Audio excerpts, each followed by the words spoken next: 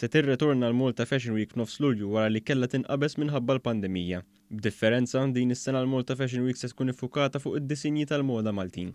Fuq il-bejt ta' dar il-Mediterran konferenzi fil-Belt Valletta fejn se jsir l-avveniment, iċ-ċermen tal-Aġenzija Kulturali tal-Belt Valletta Jason Mikallef sqar kif dawn it-tliet serati se jservu wkoll ta' ċelebrazzjoni tal-prodott Malti bil-miżuri kollha neċessarji sabiex tiġi assigurata s-saħħa ta' kull min jattendi. Il-protokolli huma aħna naturalment kull attività li nagħmlu bħala Aġenzija Kulturali tal-Belt Valletta nsegwu l-miżuri bl-aktar mod stress u rigorus. Naturalment hemm miżuri li ġew rilaxxati u qegħdin nikkalkulaw li naturalment on a first come first served basis kull attività u kull serata il-ġimgħa d-dieħla fil-15, 16 u 17 ikollna tendenza ta' madwar 200 ruħ bil-qiegħda. Il-Ministru għall-Arti José Herrera fisser li hemm ukoll pjanijiet għall-Aġenzija tal-Gvern marbuta ma' dan is-settur.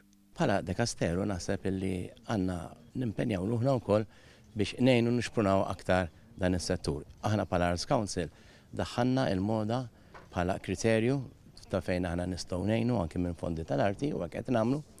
Però kien hemm entità li kienet fih dan l-Arts Council li kienet tirriferixxi għal-moda, tindirizza l-kwistjoni tal-moda illi għal xi żmien ma kienx qed tinfunzjona u nasab wasal iż-żmien ukoll dik hija l-idea tiegħi li nġed nirri attività kif għandek Sfin Malta, għandek Kor Malta u għandek Teatru Malta, għandu jkollok ukoll Moda Malta taħt il-Kunsill Malti għall-Arti.